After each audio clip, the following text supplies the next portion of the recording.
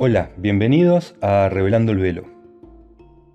Hoy vamos a hablar de una antigua civilización que quizá fue y sigue siendo infravalorada en ciertos aspectos, muchos de los cuales, como vamos a ver, están relacionados con las temáticas que solemos tratar en el canal, siempre en nuestro intento de contemplar el misterio desde la óptica de la historia, la antropología y la mitología, para exponer ese hilo conductor que entrelaza muchos fenómenos que han ocurrido en la historia humana y que la versión oficial intenta mantener como sucesos inconexos.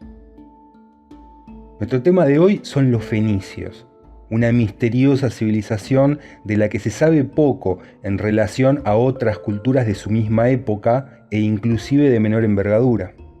Y que es más, hasta ya bastante entrado el siglo XX se sabía todavía menos de ellos.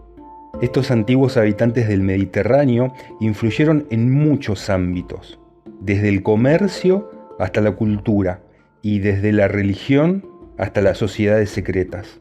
Pero no nos adelantemos. Fenicia era originalmente una civilización compuesta por varias ciudades-estado independientes, situadas a lo largo del Levante, o sea, la costa oriental del Mediterráneo. Estas se extendían a través de lo que hoy es Siria, el Líbano y el norte de Israel.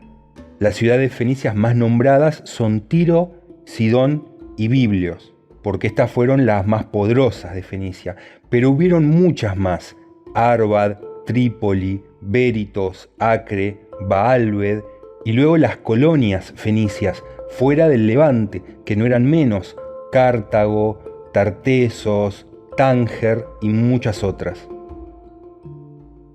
¿Cuál era el origen de los fenicios? Bueno, a pesar de que por mucho tiempo todos los historiadores clásicos tenían cierto prurito en decirlo, los fenicios eran básicamente cananeos.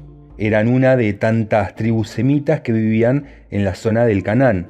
De hecho, ellos se llamaban a sí mismos Kenaani, que significa hijos del Canaán, por lo que recién hasta alrededor del 1300 a.C. es difícil diferenciarlos de otros cananeos. En esa época van a suceder ciertos eventos bastante misteriosos que van a marcar un antes y un después en los fenicios. Las ciudades-estado fenicio-cananeas empiezan a formarse o a tomar forma por el 3200 a.C. y podemos decir que para el 2750 aproximadamente antes de Cristo ya se establecen firmemente. Más o menos entre el 2000 y el 1500 a.C.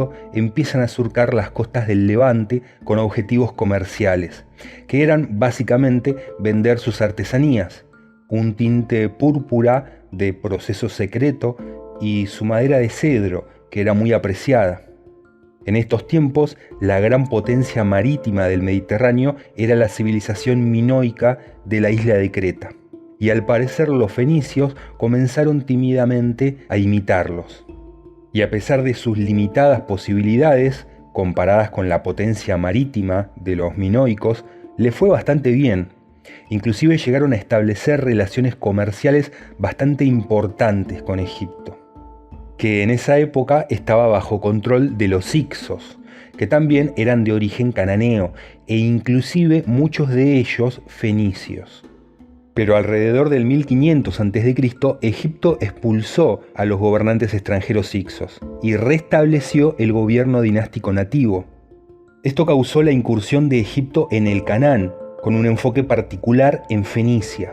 Las ciudades costeras como Biblos, Arbad y Béritos fueron blancos que proporcionaron a Egipto acceso al comercio mesopotámico, así como a abundantes reservas de madera de cedro de la región. Y más allá de algunas disputas de Egipto contra hititas y amoritas por el dominio de las ciudades fenicias, todo permanecería así por 3 siglos. Pero alrededor del 1200 a.C.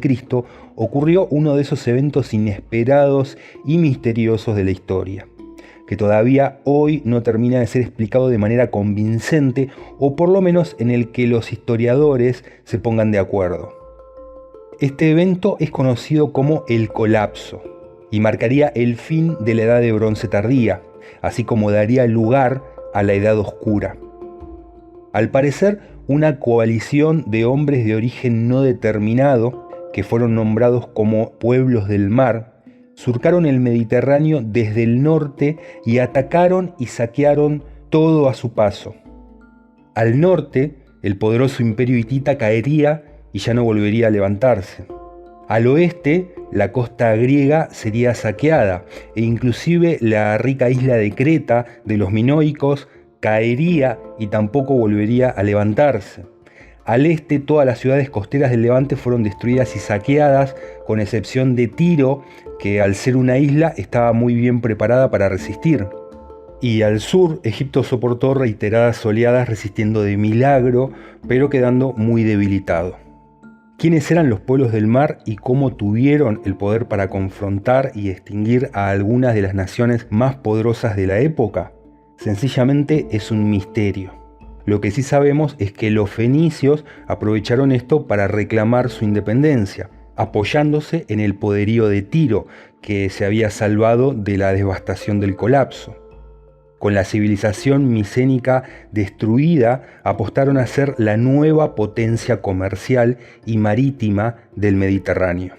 Y mal no les iría.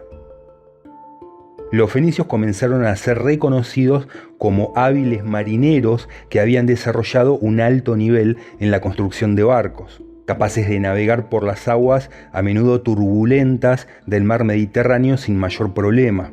La construcción naval parece haberse perfeccionado en Biblos, donde se inició por primera vez el diseño del casco curvo.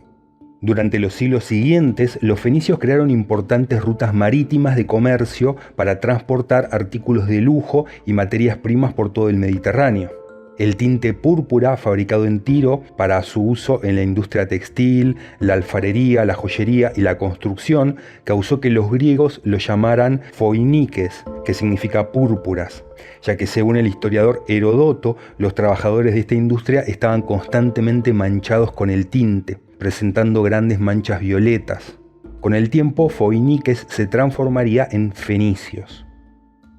Con respecto a esto, podemos decir que la influencia fenicia en la antigua Grecia no puede ser considerada como un fenómeno marginal para ser invocado ocasionalmente para explicar peculiaridades aisladas. Esta influencia fue generalizada en muchos niveles y en distintas oleadas.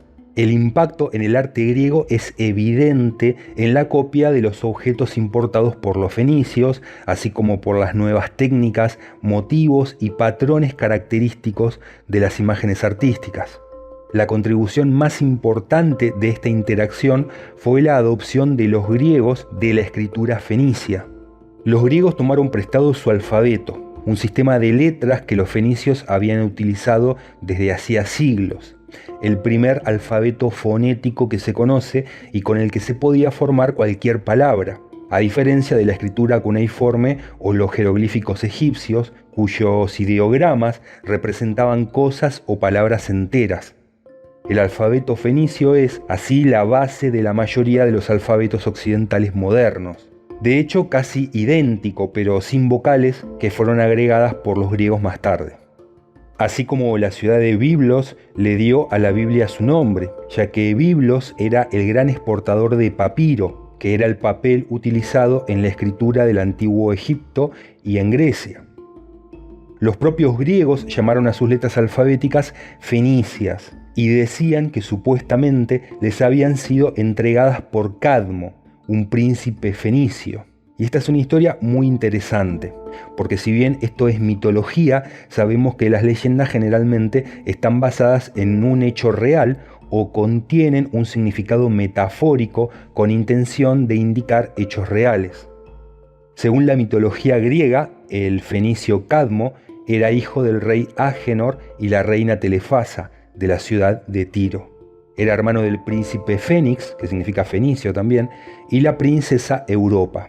Originalmente fue enviado por sus padres para rescatar a su hermana Europa después de que Zeus, transformado en toro, acuérdense de este detalle, la secuestró de la costa de Tiro.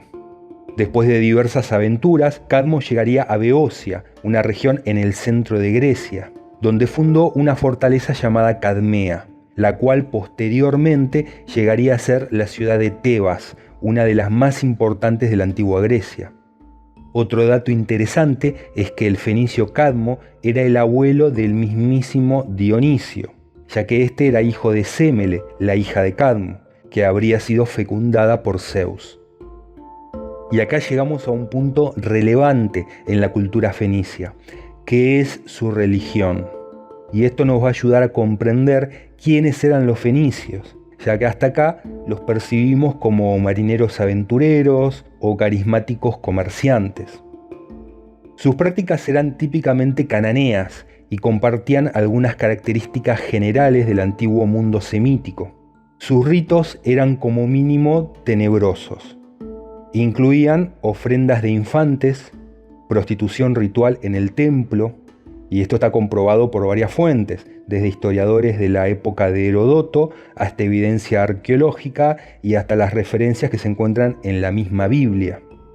En Cartago, por ejemplo, que era una colonia fenicia infinitamente más joven que otras ciudades fenicias clásicas, se encontró un cementerio ritual con 25.000 urnas cuyo contenido eran huesos de bebés quemados. Sus dioses eran los típicos cananeos, que habían sido asimilados de sus vecinos mesopotámicos, que tenían una cultura mucho más rica y más antigua. Sus dioses eran la típica tríada solar del dios padre, la diosa madre y el hijo, y otros dioses de segundo orden que serían los dioses planetarios o arcontes. En el caso mesopotámico, esta tríada estaba compuesta por Sin, Ishtar y Shamash. Aclaro que estos dioses tuvieron varios nombres. A Ishtar se la conoce también como Inanna, a Shamash como Marduk y muchos, pero muchos más. Ahora bien, en el caso de los cananeos, esta tríada solar de las cosechas y la fertilidad estaba compuesta por el padre El, su hija esposa Astarte y Baal. La diosa y el dios, ambos eran simbolizados por el toro, porque en la resurrección del dios del inframundo, celebrado en el equinoccio de primavera, el Sol y Venus se levantaban en la constelación de Tauro. Por eso toda esa obsesión en la antigüedad con el toro. La mitología de Baal se ilustra muy bien en el más largo de los mitos cananeos que ha llegado hasta nuestros días, la epopeya de Baal, que nos muestra el relato clásico del dios solar que muere y renace. Cabe destacar que en el caso de los fenicios, estos dioses generalmente tenían un nombre distinto en cada ciudad-estado, pero las deidades y los ritos eran siempre los mismos. Por ejemplo, en Tiro, Baal era llamado Melkart y Astarte era llamada Asera. En Cartago, Baal era Baal Amón y Astarte era Tanit, etc. Pero básicamente eran los mismos dioses en todas las ciudades-estados. Astarte siempre representaba a la diosa madre, a la fertilidad y a lo vegetal. Y Baal era el toro, la potencia, el fecundador de la diosa, lo animal.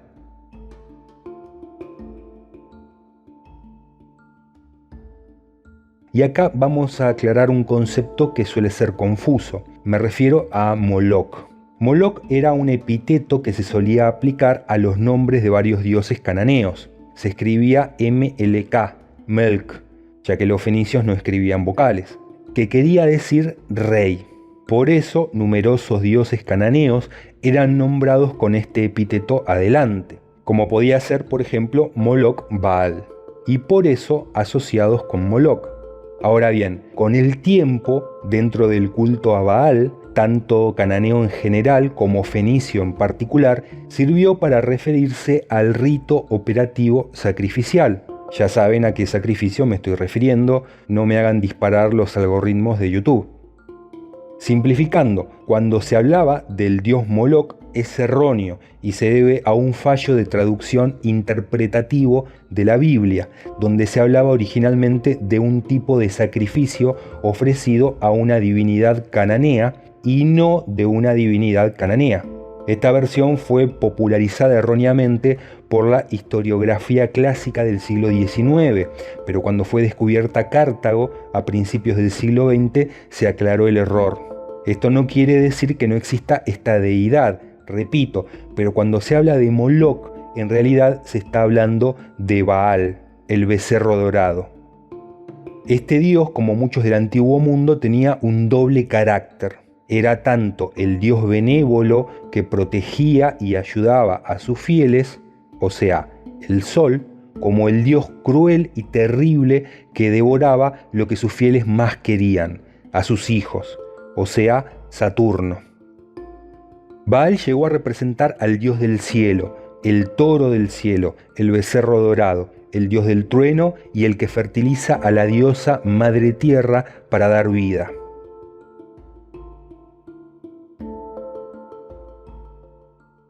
Por lo tanto, Baal a menudo se simboliza con un falo en forma de pilar.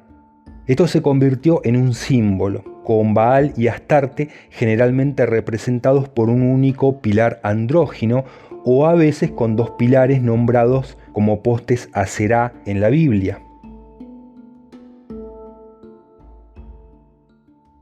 Una palabra hebrea y también uno de los nombres de la esposa de Baal, Aserá, que ya habíamos nombrado antes. Estos postes o troncos de árbol se utilizaban tanto para adorar a Baal como para adorar a la diosa. El de la diosa se adornaba con flores y el de Baal con cuernos. En uno de los ritos, un sacerdote y una sacerdotisa sufrían una muerte y resurrección simuladas. Y en un rito llamado boda sagrada, el sacerdote y la sacerdotisa copularían, simbolizando la unión del dios y la diosa. Se sabe que inclusive en un determinado momento los antiguos israelitas, influidos por sus vecinos los cananeos, llegaron a colocar estos postes o pilares fálicos de Aserá en el templo de Jerusalén. Y con respecto a esto, tengo una historia muy ilustrativa para contarles. La construcción del templo de Jerusalén, que Salomón ordenó alrededor del 988 a.C., se dio de una manera bastante extraña. La Biblia misma asegura que Salomón envió un mensaje a Hiram I, el rey fenicio de Tiro, pidiéndole los servicios de su maestro arquitecto, que era considerado un artista, un fenicio experto en geometría y en el uso de metales en la construcción. Este arquitecto también se llamaba Hiram, más precisamente Hiram Abif o Hiram Abí, o el latinizado Hirán de Tiro. Esta coincidencia con el nombre del rey suele causar alguna confusión, pero eran dos personas distintas, el rey Hiram I y el maestro Hiram Abif. Hiram era descrito como hijo de la viuda, un término utilizado esotéricamente para referirse a los sacerdotes de la diosa madre, o sea, Asera, Astarte, como ha llegado hasta nuestros días, Isis, etc. La cuestión es que Hiram construyó gran parte del templo, incluyendo dos columnas principales en el pórtico con un importante significado esotérico. Estas no eran más que dos postes Asera superproducidos. Por supuesto que estos dos pilares de bronce, que fueron llamados Boaz y Jaquín, fueron erigidos dedicados a el dios que muere y renace y la diosa madre. También nombrados por algunos como el viento y el fuego, no son más que una representación clásica de los principios enfrentados de la dualidad. Estos eran idénticos a los que se encontraban en el templo de Melkart, o sea, de Baal, en el Tiro natal de Hiram, y que eran el centro de los ritos de fertilidad realizados en honor a los dioses en sus festivales. Heródoto, el historiador griego del siglo V a.C., describió a los dos pilares con lujo de detalles en el templo de Tiro de un dios al que se refirió como el Hércules fenicio, que no era otro que Melkart, como señalábamos antes, el sincretismo de Baal en Tiro. Como también representaban lo mismo que las agujas de Cleopatra, los dos obeliscos que Cleopatra mandó a poner en la puerta del Cesarión en Alejandría, del que hemos hablado en el informe sobre Alejandría. Todos representaban lo mismo y todos tenían origen en los pilares de Aserá. Ahora bien, tenemos que la obra de Hiram no solo fue considerada de gran importancia en aquellas épocas antiguas. La masonería adoptó la leyenda del fenicio Hiram Abif como tema para el rito de elevación a la maestría, que consiste en una dramática escenificación de la supuesta muerte de Hiram, asesinado por 3 compañeros que lo apremian para que revele el secreto que encriptaba en sus construcciones, a lo cual supuestamente Hiram prefiere morir antes que revelar el secreto. Lo que se pretende metaforizar es bastante obvio, y es una enseñanza o un adoctrinamiento acerca de lo importante de guardar secretos. ¿Qué nos deja todo esto? Que tenemos que uno de los personajes más importantes de la liturgia masónica era un fenicio de la antigüedad experto en la geometría y la utilización de metales. Y acá les dejo una tarea para el hogar, a ver quién me la responde en los comentarios. ¿Cómo les decían en la antigüedad a los expertos en geometría y metales? En definitiva, las ciudades-estado de Fenicia florecieron a través del comercio marítimo entre el 1200 a.C. y el 334 a.C. Los fenicios, que ya se comunicaban con Chipre, Creta y Asia Menor, prosiguieron todavía más hacia occidente, descubrieron Sicilia y Túnez, territorios que para ellos eran desconocidos todavía, y dejaron una factoría minera en Útica y en el reino de Tartesos, que es Andalucía, en España, donde fundaron Gades, que actualmente se llama Cádiz. Más al sur crean en Marruecos el puerto de Lixos. Sus navíos remontan las costas de España hacia el norte y llegan inclusive hasta Escocia.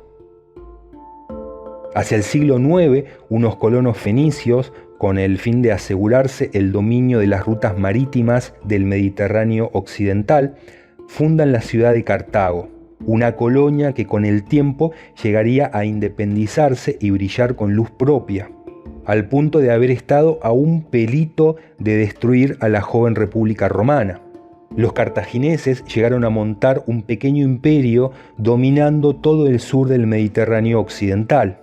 Cartago llegó a ser considerada como el centro comercial más importante del antiguo Mediterráneo y una de las ciudades más ricas del mundo clásico, siendo poseedora también del puerto más impresionante de la antigüedad. Debido a que sus bienes eran tan apreciados, Fenicia se salvó a menudo de muchas incursiones militares que sufrieron otras regiones del cercano Oriente. En su mayor parte, las grandes potencias militares prefirieron tolerar a los fenicios por encontrar útil su comercio, pero esto no significaba que no hubiera envidia en sus vecinos, por lo cual su dominio mercantil siguió creciendo a través de los siglos. Todo esto además se logró gracias a la competencia entre las ciudades-estados de la región. La competencia fue particularmente intensa entre las ciudades de Sidón y Tiro, posiblemente las más famosas de las ciudades-estado fenicias que, junto con los comerciantes de Biblos, llevaron y trajeron diversas creencias culturales y conocimientos entre las naciones con las que comerciaban. De hecho, han sido llamados los antiguos intermediarios de la cultura mediterránea por muchos eruditos e historiadores debido a su papel en la transferencia cultural. Pero todo en el mundo tiene un final, y el final de Fenicia fue el León de Macedonia. En el 334 a.C., Alejandro Magno conquistó la ciudad fenicia de Baalbek, que significa ciudad de Baal. Por si les queda alguna duda de la familiaridad de Alejandro con estos cultos, él la renombró Heliópolis, que significaría la ciudad del sol, o sea, básicamente lo mismo. De allí marchó para capturar las ciudades de Biblos y Sidón con mucho éxito, pero a su llegada a Tiro, los fenicios optaron por someterse pacíficamente a Alejandro, que ya venía mostrando que no había con qué darle. Entonces Alejandro quiso ofrecer un sacrificio en el templo sagrado de Melkart, o sea, quiso hacer su propio Moloch Baal.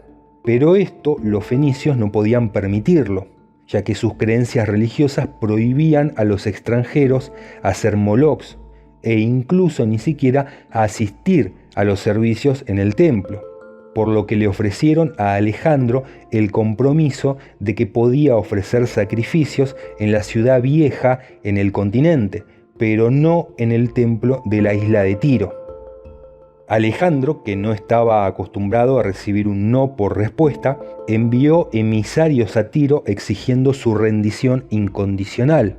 Pero los fenicios mataron a sus enviados y arrojaron sus cuerpos desde la muralla de la ciudad.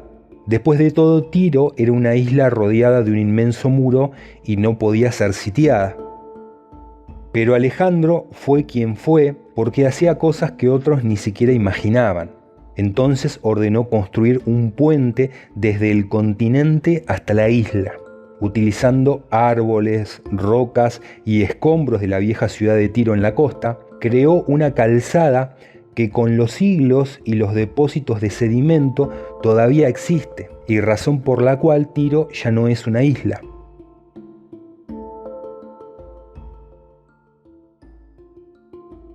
La cuestión es que después de 7 meses rompió las paredes y en venganza ejecutó a la mayoría de la población.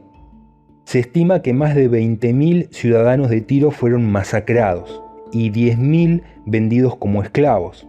Recuerden que los griegos y los romanos fueron las culturas más esclavistas que existieron sobre la faz de la tierra. Solo aquellos fenicios lo suficientemente ricos como para sobornar adecuadamente a Alejandro pudieron conservar la vida. Después de la caída de Tiro, las otras ciudades-estado se rindieron pacíficamente al dominio de Alejandro, poniendo fin a la civilización fenicia y a sus 1000 años de dominio mediterráneo. Había comenzado la era helenística. Aunque 2 siglos después, Roma anexaría nuevamente los antiguos territorios de Fenicia a su nuevo imperio.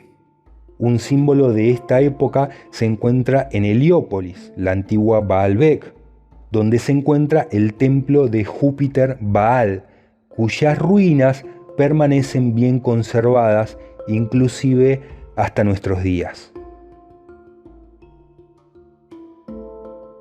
Hasta aquí llegamos por hoy. Como les digo siempre, que tengan un buen día donde quiera que estén y miren con cuidado qué hay en la punta de sus tenedores.